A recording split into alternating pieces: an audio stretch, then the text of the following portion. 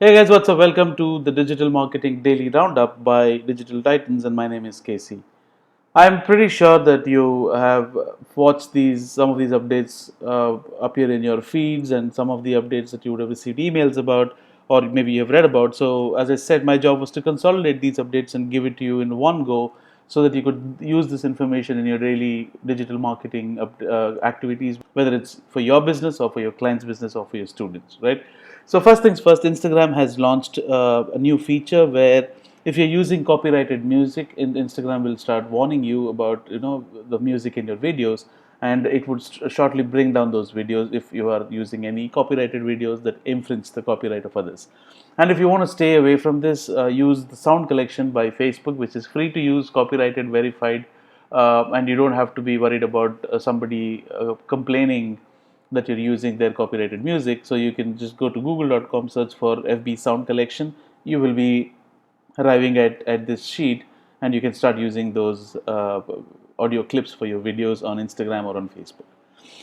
The much awaited Google dark mode update is here, and Google has launched the push, and Google app will start sending you the updates about switching to the dark mode if you want. And this is only available on your Google app on your smartphones, and you will see an alert say asking you to update for your Google dark mode. And if you don't see that, try updating your Google app from your Play Store or App Store. You should be able to see that. Now, good thing is it's available on both iOS and Android, and I've been using this, and it's really awesome.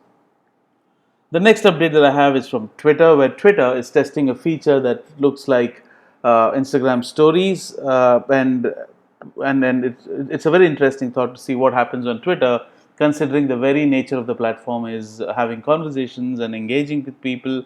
It's going to be really interesting how these stories would shape up people using using Twitter, and you can do some cool updates, I'm sure, with this feature coming up soon. All right, so switching to the next set of updates that I have a lot of interesting updates. Cool. The next set of update that I have is Facebook polls are back again. They were sunset for a whatever. Facebook stopped working on these for a while, but the recent update shows that Facebook polls are back, and you can start going ahead and using polls in your conversations, as you see in the screenshot. This is taken from Facebook, and you can start sharing this poll with your friends. Available across iOS, Android, web, and desktop as well. Moving on, you have, if you are a Messenger user, you got to be careful, because considering the corona pandemic, a lot of businesses have switched to having Messenger conversations and enabling chatbots to handle conversations for their business. Now, you got to be wary of the fact that you're most of the times you would be talking to a machine and not a human, and anybody who has evil intentions could make a bot that could try and fetch details from you, your personal details from you, assuming that you would be assuming that you're talking to the company, while it may be a scamster who is trying to fetch information from you. So you got to be careful if you're a Messenger user, and make sure that there could be potential scams because of that. And Facebook has upped its security anyway, but just to be there's nothing wrong to be careful, right? There's nothing wrong in being careful, right? All right. So YouTube brings responsible using feature where you can set up bedtime reminders, because once in a while you get lost if you're trying to you're lazing down, you're lying on your bed, and if you have your smartphone, if you're watching YouTube, it is very easy to get lost in the auto suggestions where YouTube is suggesting you new videos. So you can set a bedtime reminder that reminds you that it's time to sleep, and you can use YouTube responsibly. Now that's a cool feature if you ask me.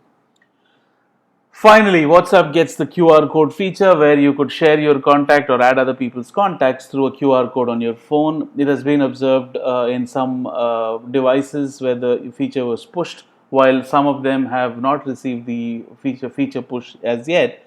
So you may be willing, you should be on the watch out and see if you receive that feature. And it's such a cool contact because Facebook has it, Instagram has it, and now WhatsApp has it, where you can share, add contacts easily through the QR codes they're trying to bring. Now, remote working everywhere. Companies like Google, Twitter, Facebook have been considering work from home until 2021 at least. Now, that's an interesting move coming from the leaders in the industry, and it gives enough validation that work from home is working, right? And so that brings us to the conversation where you would be interested in using tools like Zoom, Google Meet. You have Snapcam, you have Stream OBS, which are the streaming softwares and team collaborative softwares. Now, Google Meet has rolled out a new feature which is yet to be launched, where your background gets blurred.